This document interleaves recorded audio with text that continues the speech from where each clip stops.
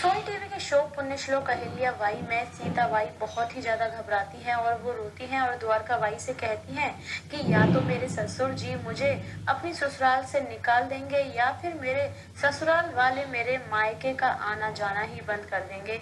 Sita by rho रो कर Dwarka by से पूछती हैं कि इस सब के बारे में बाबा साहेब ने क्यों नहीं सोचा। क्या उन्हें मंजुला इतनी प्यारी हो गई कि वो अपनी बेटी सीता बाई के बारे में ही भूल गए। तो वहीं उधर गुरु जी बहुत ही ज्यादा खुश होते हैं मल्हार राव के उस फैसले को जानकर। गुरु जी को ये लगता है कि मेरी भी कोई एक पहचान होगी, मुझे भी सब लोग जानेंगे और हर कोई मुझसे भी मिलना चाहेगा। ये सब सोचकर गुरु जी बहुत ही ज्यादा खुश होते हैं। गुरु जी सपने देखने लगते हैं कि जब वो भी राजा बन जाएंगे तो वो कुछ ही दिनों में मल्हार सरकार की बराबरी करने लगेंगे। गुरु जी कहते हैं कि अगर मैं इस मुहिम में सफल हो गया तो मैं फिर नाना साहेब की नजरों में आ जाऊंगा।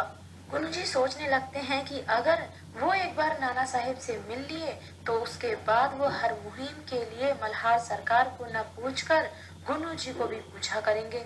तो और गुरु जी ये भी सपने देखने लगते हैं कि अगर नाना साहेब ने उन्हें उत्तराधिकारी बना लिया तो उसके बाद उनका सामना होगा मालवा के उत्तराधिकारी खंडेराव के साथ, वो भी बराबर का।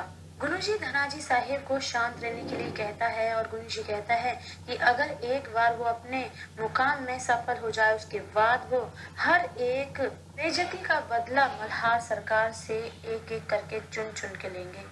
गुरुजी की बातें सुनकर धनाजी का गुस्सा शांत हो जाता है और मल्हार राव ने जो उन्हें खाने पर बुलाया होता है, धनाजी और गुरुजी दोनों ही खाने के लिए चले जाते हैं। और जब धनाजी साहेब के लिए खाना परोसा जाता है तब सभी लोगों का उपवास होता है और उपवास वाला खाना ही खाते हैं, लेकिन धनाजी साहेब की प्लेट में उस खाने के साथ साथ प्याज का टुकड़ा भी रख दिया जाता है। और फिर धनाजी मल्हार सरकार से कहते हैं कि दरबार में हमारा अपमान करके पेट नहीं भरा, जो आपने हमारे उपवास के खाने की थाली में प्याज का टुकड़ा रखवा दिया।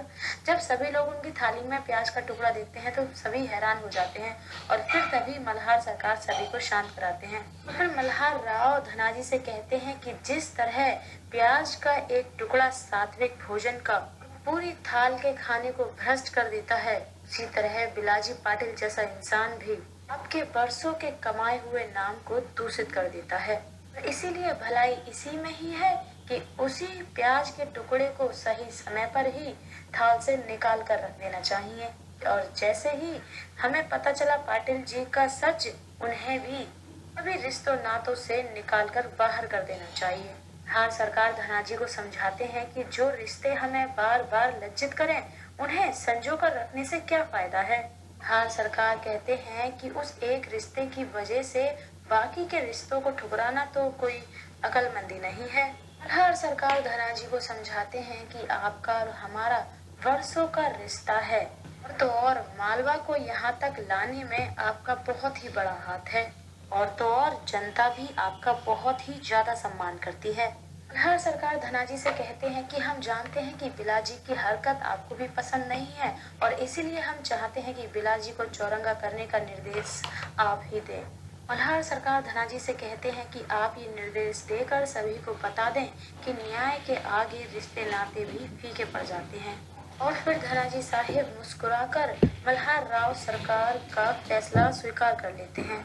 धनाजी की एक हाँ की वजह से सभी के चेहरों पर खुशी खिल उठती है और फिर सभी के सभी खुश होकर भोजन करते हैं। और फिर अगले दिन सुबह को गौतमा बाई जाकर मिलती हैं अहिल्या बाई से और फिर उनसे पूछती हैं कि क्या तुम्हें ये पता है कि मल्हार सरकार मुहिम के लिए गुरुजी को भेजने वाले हैं।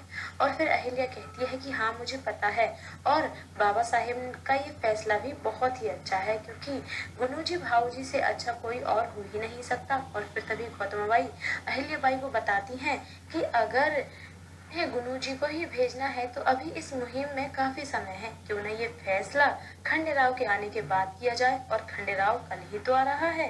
गौतमा बाई अहिल्या बाई को ये समझाना चाहती हैं क्योंकि गौतमा बाई को थोड़ा सा यकीन नहीं होता है गुरुजी पर। गौतमा बाई चाहती हैं कि अगर खंडेराव कल तक आ जाएंगे तो शायद मल्हार राव अपना फैसला बदल लें और उस मुहिम के लिए वो खंडेराव को भेज दें।